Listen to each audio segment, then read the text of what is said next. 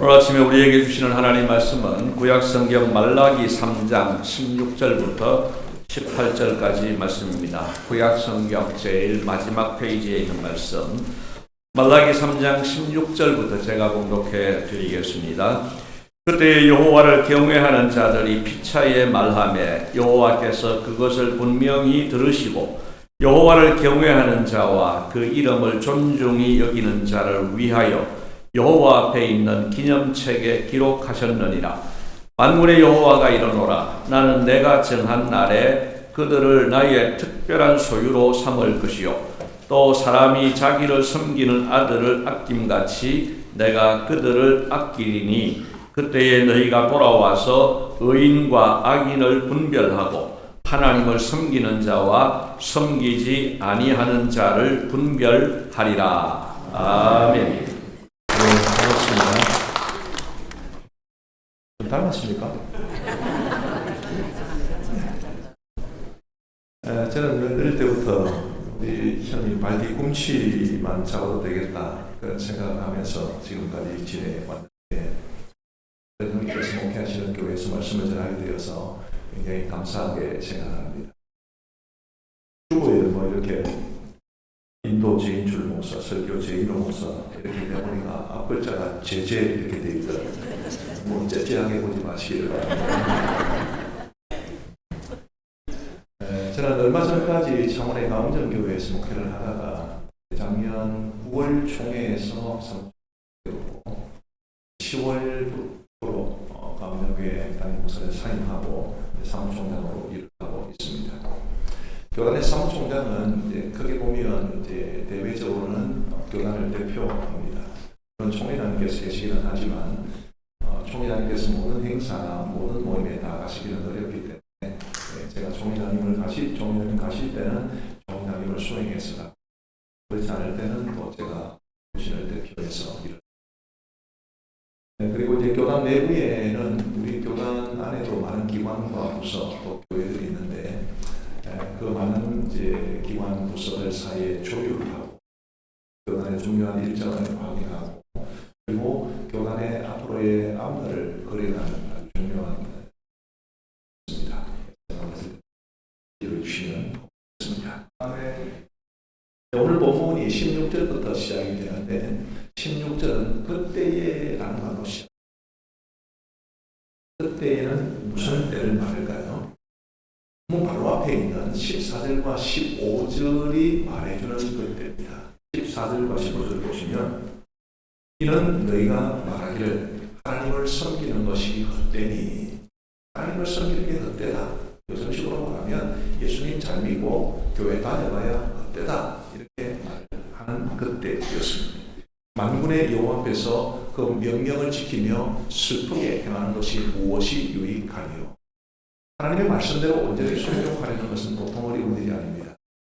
그래서 그 명령을 지키며 슬프게 행하는 것 이것이 합쳐져서 하나님의 말씀에 온전히 순종하려고 하는 것이 무엇이 유익하냐 이렇게 말하는 그때입니다. 15절 말씀에 보시면 지금 우리는 교만한 자가 복되다 하며 성경은 겸손한 자가 복되다 하고 교만은 멸망의 성공이라고 부르는데 그때 사람들은 교만한 자가 복되다 말을 하는 또 악을 행하는 자가 번성하며 하나님을 시험하는 자가 화를 면한다 하노라 이런 말들이 오가는 바로 그때였습니다. 말라기 시대의 배경을 좀 이해하는 것이 좋겠습니다.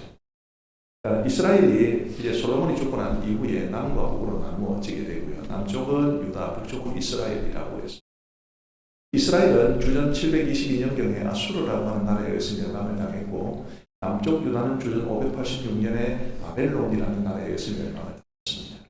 이 바벨론이 유다를 공격해서 많은 사람을 포로로 사로잡아 다니엘 같은 사람이 있습니다.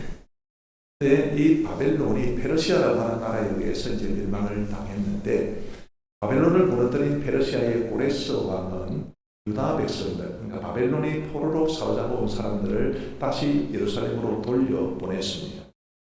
그렇게 해서 돌아온 이 유다 백성들이 예루살렘 성전을 다시 짓고 그리고 바벨론의 침공으로 황폐화된 예루살렘 성벽을 다시 쌓아서 예루살렘 성을 재건하게 됩니다. 그런 내용들이 구약성경 에스라서와 느헤미야서에 기록되어 있습니다. 자, 그러면 그들이 그렇게 수고하고 헌신하는 것이 쉬운 일은 아니었을 겁니다. 이제 페르시아의 어디를 기점으로 해서 예루살렘까지의 거리를 재느냐에 따라 좀 달라지긴 하지만 대략 기본적으로 한 1600km 정도 잡습니다. 1600km라면 지금도 먼 거리인데 2000수백 년 전에 그 먼 거리를 수개월을 이제 걸어왔어. 그것도 지난 바벨론에서의 포로 생활이 약 70년 정도 지속되었다고 보면 그 70년 동안 그 나름대로 자기들의 생활의 기반이 잡혔을 텐데 그 모든 것을 포기하고 1600km 가량을 걸어서 예루살렘에 와서 그야말로 아무것도 남지 않고 폐허만 남았던 그 예루살렘에서 성전을 재건하고 성벽을 다시 쌓는 일이 어디 쉬운 일이었겠습니까? 그들은 나름대로 하나님을 위해서 충성한다 했고 나름대로 하나님의 일을 받든다고 생각을 했습니다만, 그러면 이제 그들의 마음속에 어떤 기대가 있지 않겠습니까? 우리가 이렇게 하나님 앞에 충성을 했으니 하나님께서 우리에게 복을 주시겠지. 그러나 그들의 기대대로 되지 않았습니다. 비록 페르시아의 고레스 왕이 유다 백성들을 예루살렘으로 돌려보내기는 해도 그들을 독립국가로 만들어준 것은 아닙니다.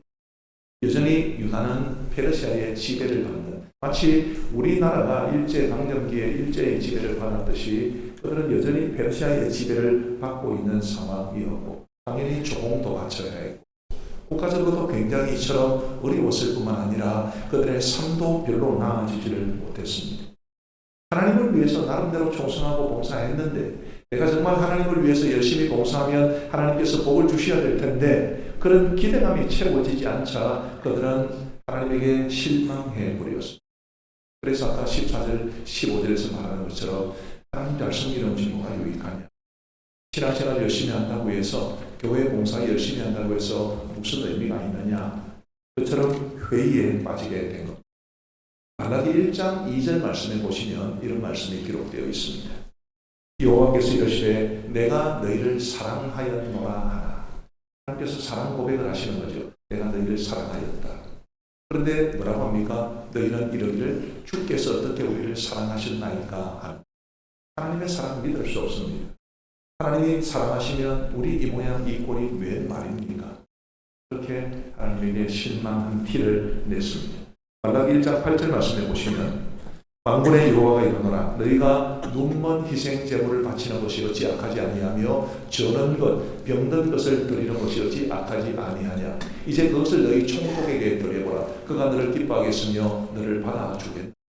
희생 제물을 드린다. 제사를 드린다는 뜻이고 요즘식으로 말하면 예배를 드린다는 뜻인데 희생 제물로 드리는 것은 원래 가장 좋은 것, 깨끗한 것, 좀 없는 것이어야 했습니다만 그들이 하나님에게 실망하고 보니까 하나님 앞에 제사를 드리기는 드리는데 흉내는 내는데 희생 제물로 드린다는 게 눈먼 것, 저는 것, 병든 것 하나님 앞에 드리지 못할 제물들을 가지고 하나님 앞에 제물을 드리는 것입니다.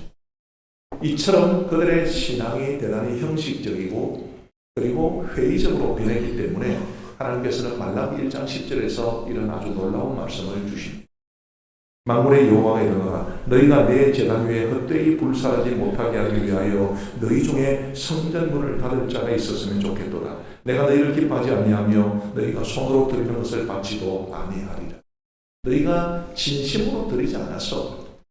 그야말로 흉내만 내고 대충 하는 것 같아서 내가 너무 역겹다.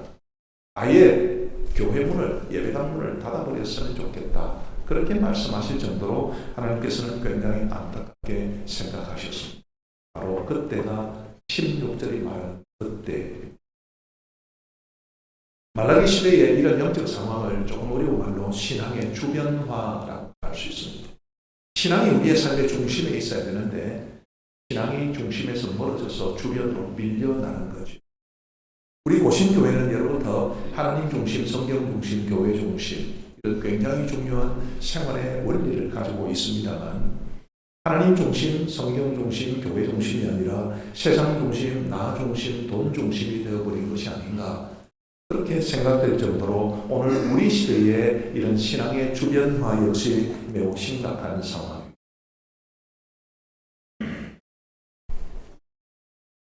고향에 저희 윗대 어르신들은 대부분 다 돌아가셨습니다만 저도 목회를 했던 입장에서 그분들을 자주 찾아뵙지는 못하고 이제 부정이 되면 인사를 드립니다. 그분들을 뵐 때마다 참 마음속에 감동이 들 때가 많습니다. 저희 목사님이셨던 저희 외삼촌, 또 장로님이셨던 저희 이모부, 권사님이셨던 저희 고모, 이런 분들을 뵈면 따뜻하죠. 이놈 만나 반겨주세요. 제가 잠시 앉아서 기도 드립니다.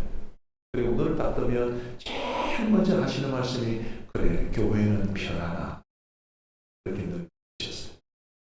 그분들이 다니는 교회가 아닙니다.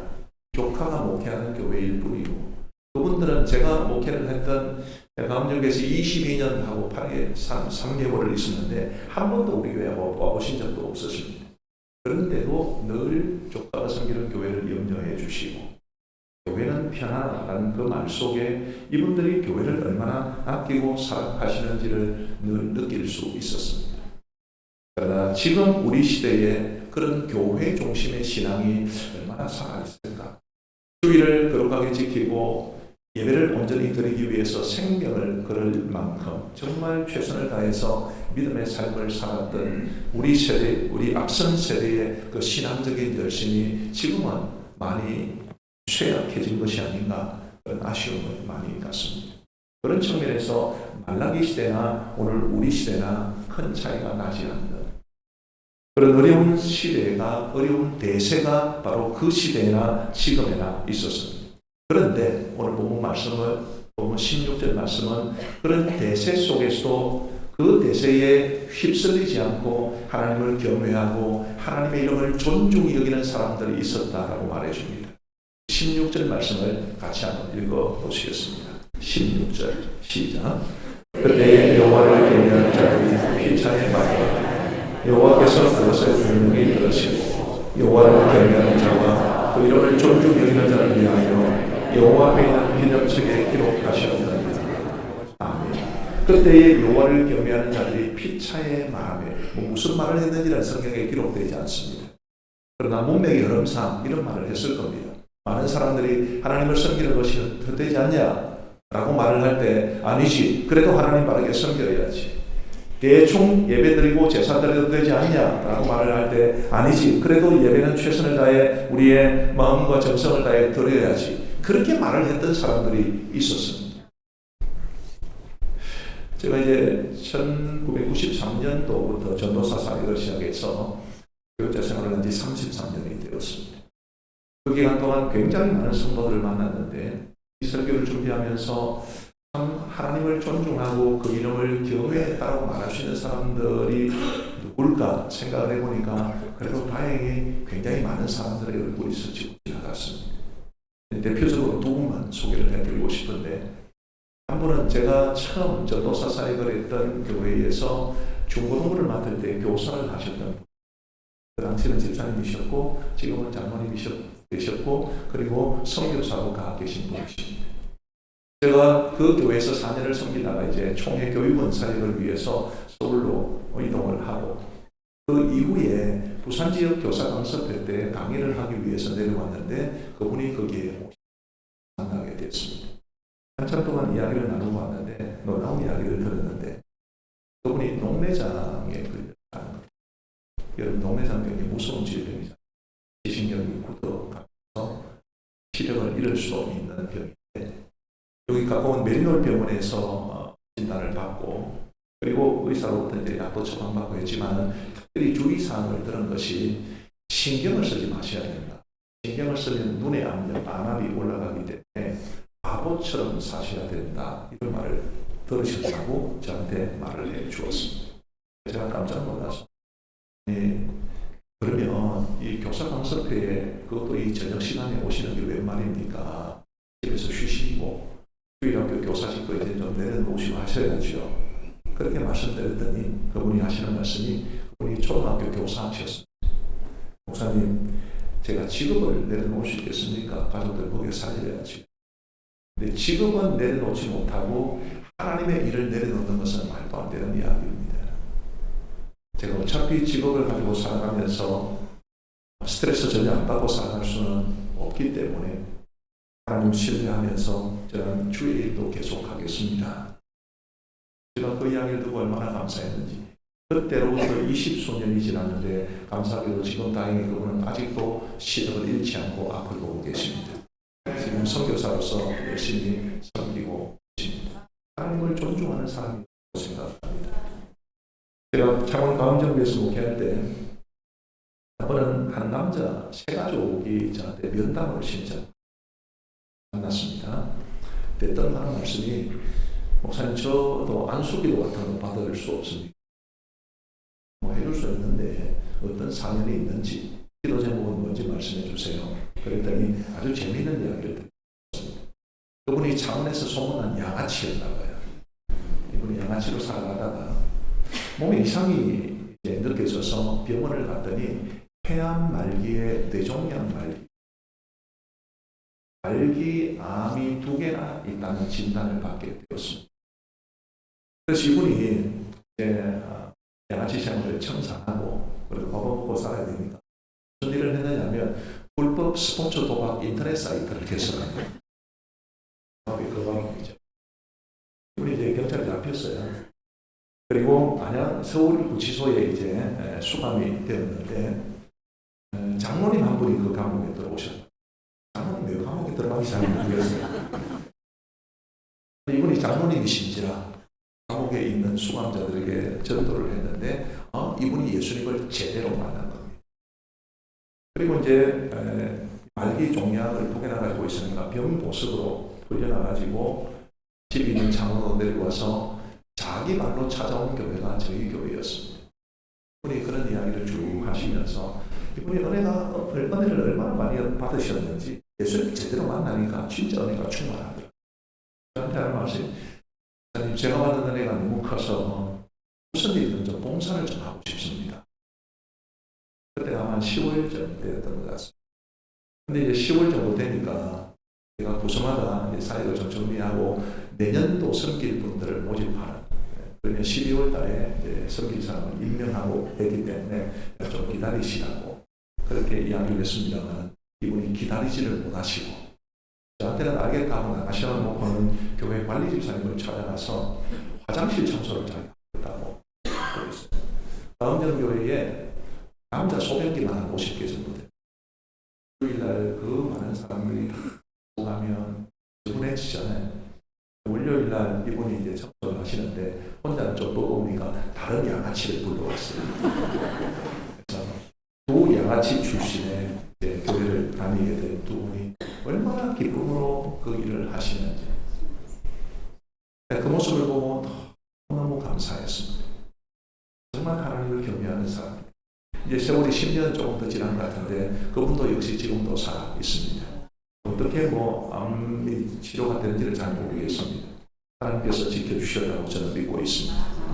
그런 지금 이 시대에도 정말 하나님을 경외하고 그 이름을 존중히 여기는 사람들이 분명히 있는데 우리 하늘교회 성도님들도 우리 하나님을 경외하고 그 이름을 존중히 여기시는 여러분들 되시기를 바랍니다. 아무리 시대 상황이 하나님을 멀리하고 신앙을 주변화시키고 해도 그래도 우리 하늘교회 성도님들은 하나님 중심, 성경 중심, 신앙 중심 그런 분명한 중심을 가지고 살아갈 수 있게 되기를 우리 주님의 이름으로 축복합니다.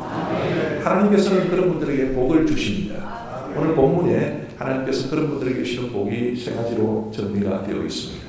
첫 번째로 하나님께서는 그들을 당신의 특별한 소유로 삼고 아껴 주십니다.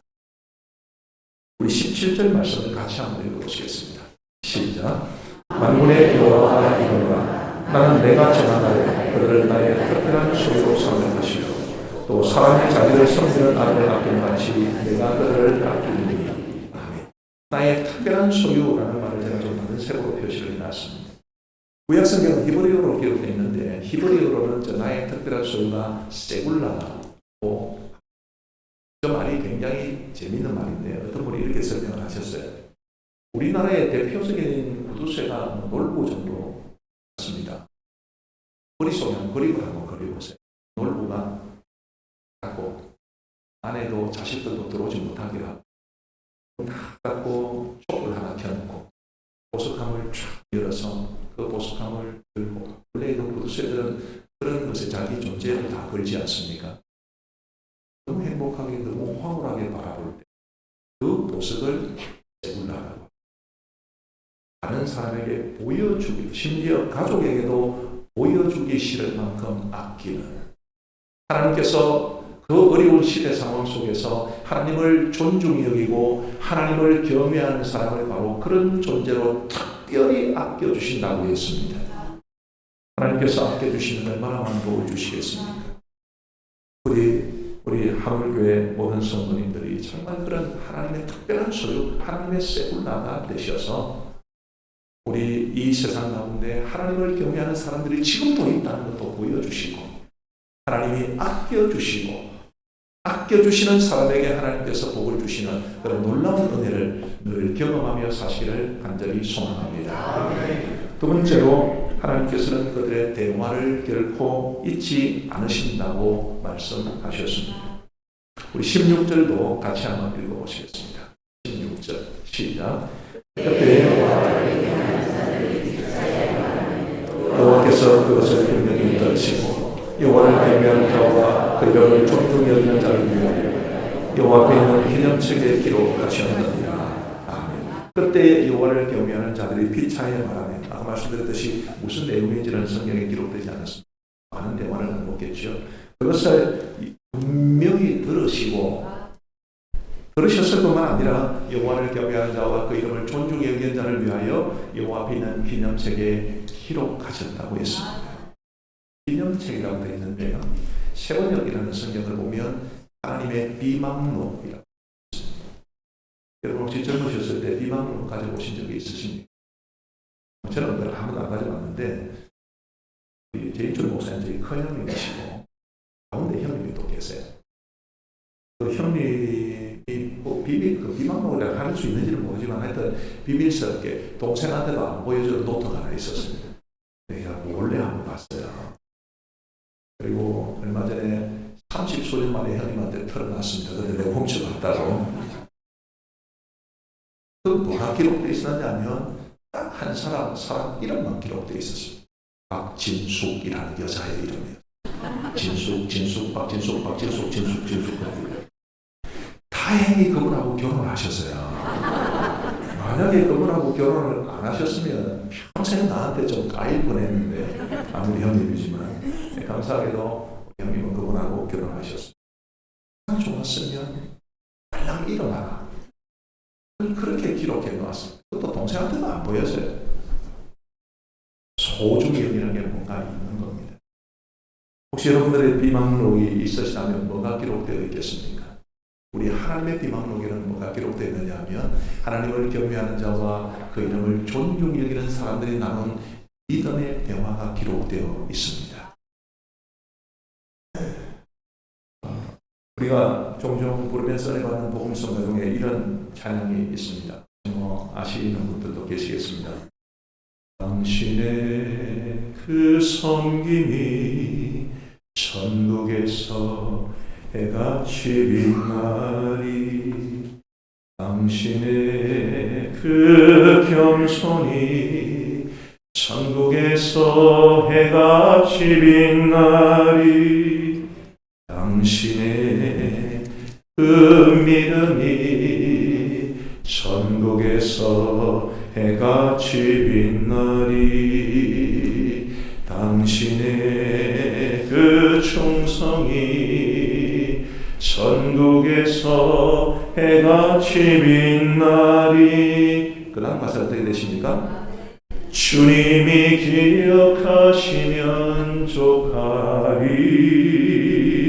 예수님 사랑으로 가득한 모습, 천사로 흠모하는 아름다운 그 모습, 천국에서 해같이 빛나리.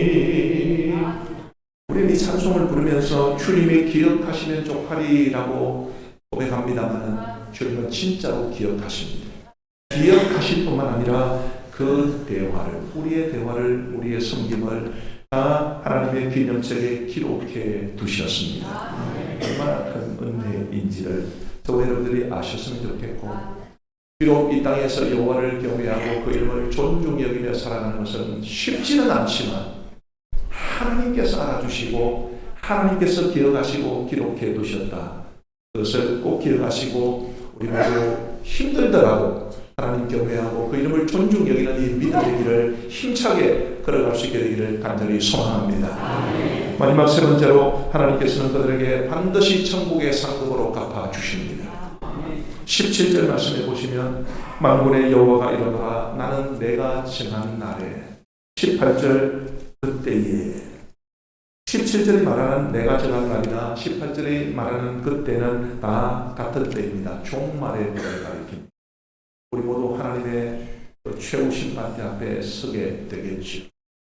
그때 하나님께서 우리 하나님을 경외하고 그 이름을 존중히 여겼던 사람들이 나눈 대화가 적힌 기망록, 기념책을 보시고 우리에게 큰 상급으로 반드시 갚아 주실 겁니다. 그게 우리의 소망이어야 하고, 그게 우리가 아무리 힘들어도 믿음의 길을 걸어가는 이유여야 하고, 그게 우리 서로를 격려하는 말이어야 한다고 믿습니다.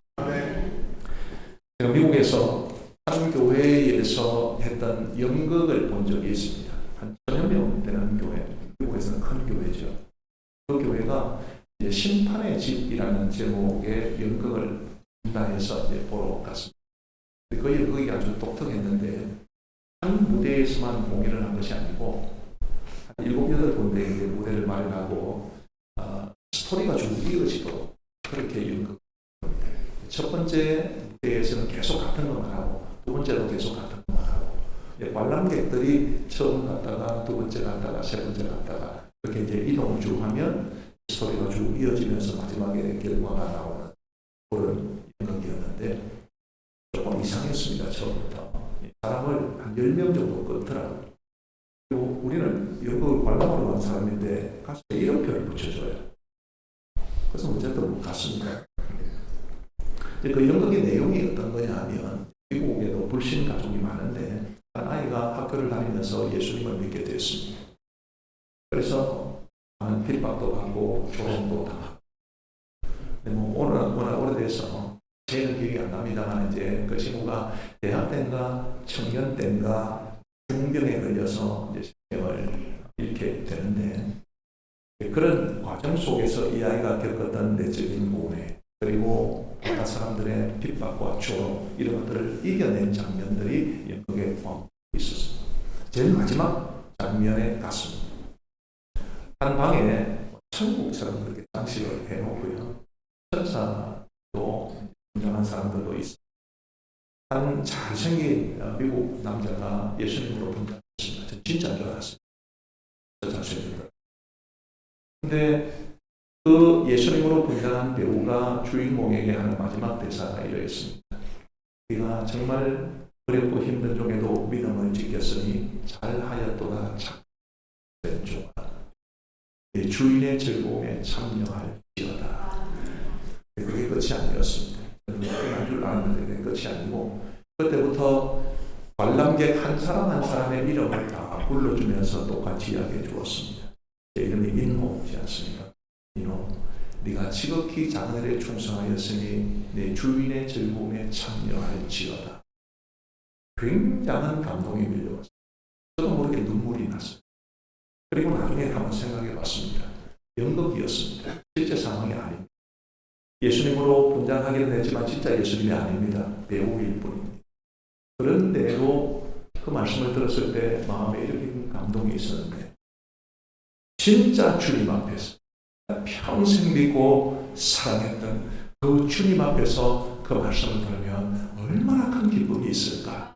얼마나 영화로울까? 그러면서 저희 믿음을 다시 한번 되잡아 보았던 아주 소중한 기회였습니다. 우리 사랑하는 성도님은 종말의 때는 반드시 있습니다. 우리 모두는 반드시 주님 앞에 서게 됩니다.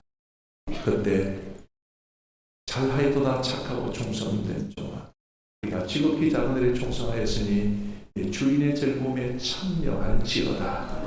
그런 칭찬과 인정과 상급 받으시는 여러분들 다 되시기를 우리 주님의 이름으로 축복합니다. 그러기 위해서 대세가 세상의 흐름이 하나님을 멀리하고 예배를 소홀히 여기고 신앙을 주변화시키는 이런 상황 속에서도 하나님을 경외하고 그 이름을 존중하는 믿음의 길을 우리 힘차게 걸어갈 수 있게 되기를 우리 주의 이름으로 축복합니다.